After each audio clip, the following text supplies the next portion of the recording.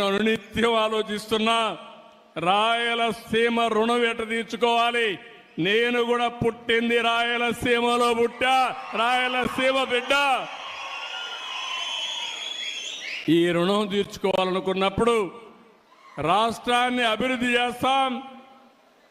కరువు జిల్లాలైన రాయలసీమని అభివృద్ధి చేసే బాధ్యత తీసుకుంటానని చెప్పి కూడా నేను మీకు తెలియజేస్తున్నా. అందుకనే ఇంకొక పక్క మీరు ఒకసారి చూసినప్పుడు ఈ నీళ్లన్నీ కూడా సముద్రం లేకపోతున్నాయి. ఈ విషయం మీరు గుర్తుపెట్టుకోవాలి.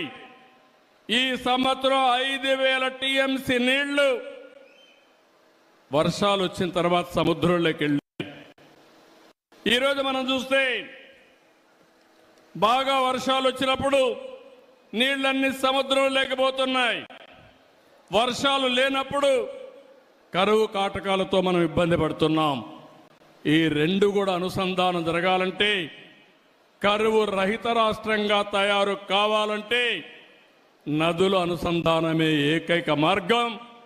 ఇది సాధ్యం. ఒకప్పుడు ఇంత టెక్నాలజీ లేదు, ఇప్పుడు టెక్నాలజీ వచ్చింది. ఇది చేసి చూపిస్తామని చెప్పి కూడా నేను మీకు తెలియజేస్తున్నా.